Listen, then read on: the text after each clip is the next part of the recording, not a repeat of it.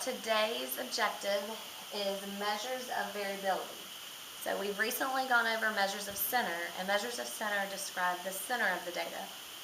But measures of variability, the word variability, describes how the data is varied, meaning how spread out it is or how close together it is. So those are the two ways to describe data, by the center or by variability. The three measures of variability are range, which is the big number minus the small number. We've gone over range. Or you could use the interquartile range, which is the third quartile minus the first quartile. And that's how you find the IQR. And we worked both with these with box and whisker plots. And the third measure of variability is called the MAD. Right here, MAD. Mean absolute deviation. So the reason it's called the MAD is because you need all three things. The mean, so to find the MAD, you're going to need to find the mean. The absolute, meaning like absolute value, the positive, we're only going to use the positive numbers. And the deviation, that means how much it deviates, how much it's off of the mean. So to find how much something is off, we're going to end up subtracting. But I'm going to show you an example of MAD because this is new. But all three of these show how much data varies, how much it's spread out. Alright, so how to calculate the MAD. Remember, mean absolute deviation. So two examples, so I'm going to work through these two examples with you and then give you a U-try. So the first thing we do is we have some data, and these boxes are really helpful, so that's what I recommend using. So first let's put the data, so 74, 84, 98, 92, and 90. We put the data, and then we need to find the mean because it's called the mean absolute deviation. So let's find the mean. We need to add these up.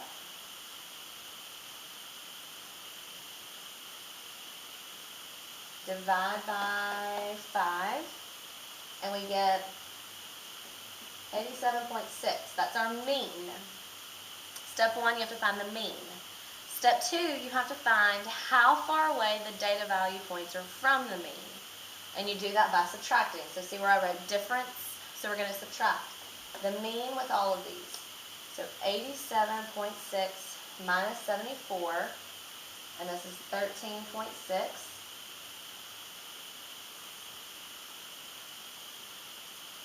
And 3.6. Remember, you're always using the positive value, 10.4.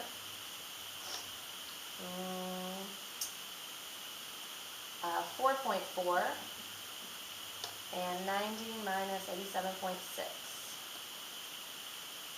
2.4.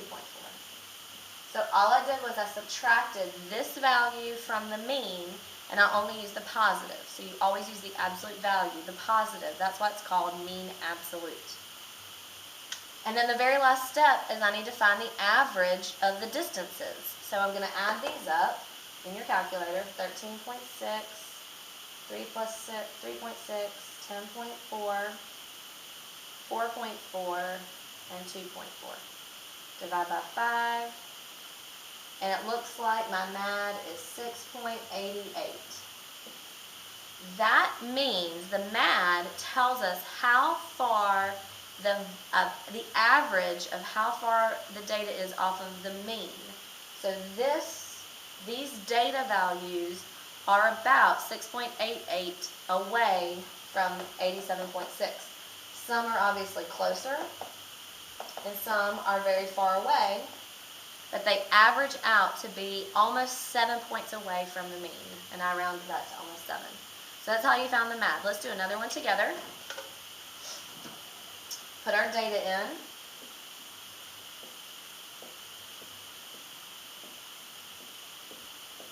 And then let's find the mean.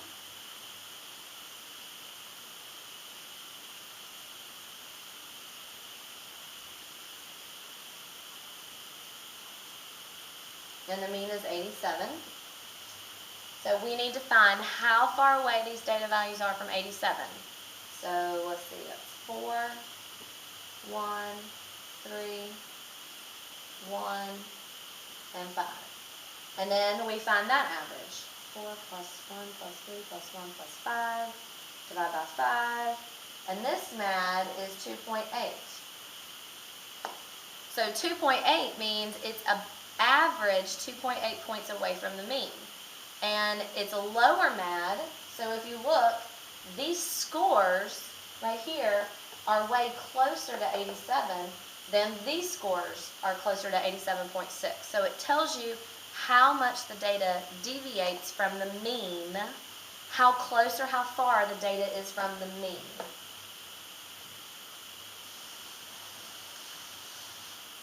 Alright, so here's a U-try. I want you to pause it, work this U-try, and then press play when you're ready to see. But these are daily texts sent by 5 7th graders. 1, 2, 3, 4, 5. So you find the mean absolute deviation, pause it, press play when you're ready to see the answer.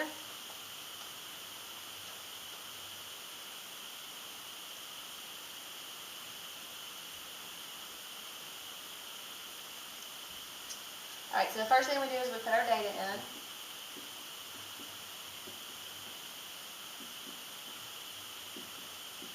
And then we have to find our mean. So I got 130 for the mean. So now we find the difference between this and 130. So that would be 18, 15, 21, 32, and 8.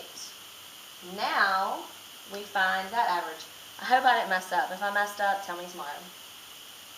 18 plus 15, 21, 32, and 8.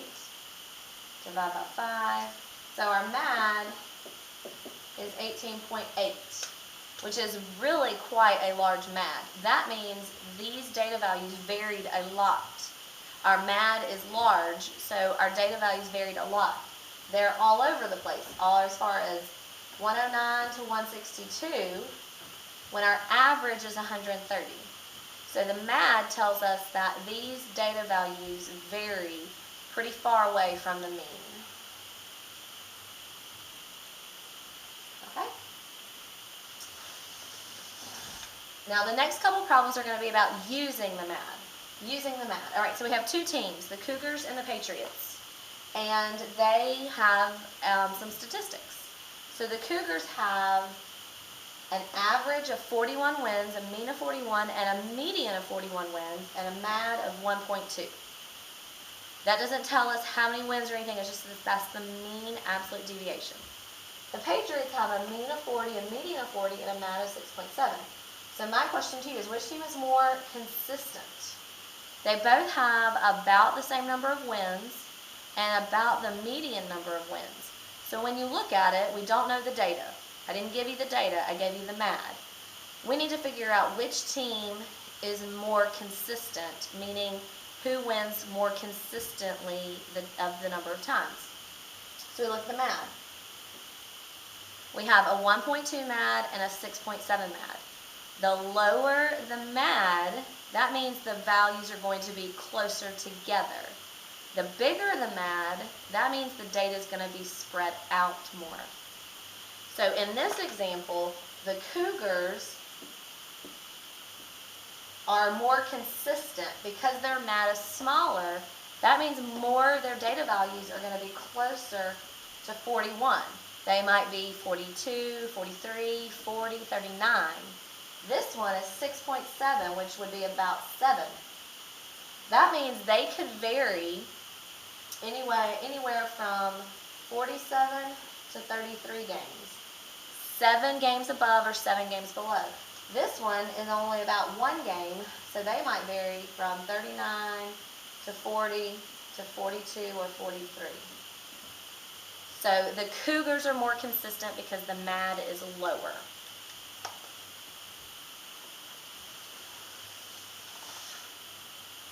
Alright, so example 3. Mr. Robertson is comparing test scores of cores 1, 2, 3, and 4. So here's our data, core 1, 2, 3, 4. Here's your mean score. So it looks like we have almost an A, a B, a B, a B. And then the MAD. Now I'm just making this up. I didn't talk to Ms. Robertson. I don't know if these are accurate. I just made this up. But here are the MAD scores. So you have a MAD of 7.3, which is high, 2.2, which is low, and then you have 2 others. So 2 questions for you. Which class was the most consistent? So again, most consistent. We want to look at the lower MAD scores because they are more consistent. So we have 2 of them right here, core 2 and core 4. Which one of those, they're both 2 point something, which one of those would be more consistent? The most consistent would be the smallest, which would be core 2. Core 2, because it's the smallest MAD, which means the scores are closer together. B says, which class varied the most? Which class varied the most? Which class was the most spread out? So if you want to know which class varied the most, you would pick a high MAD.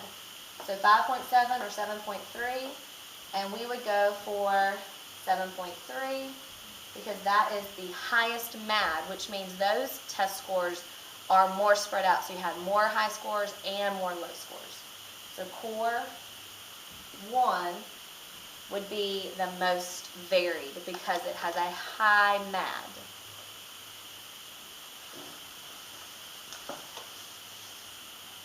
Alright, so the last one. These are bus changes. You fill it out. Answer this in your own words. The lower the MAD, the blah, blah, blah, blah. The higher the MAD, the blah, blah, blah. And then tomorrow in class we'll go over this, and 2 people will get candy. Well, that was really short. So, you fill in the blank. The lower the MAD, the blah. The higher the MAD, the blank. You fill those in. Tomorrow in class we'll go over it. And my class leaders will help me give out some candy tomorrow.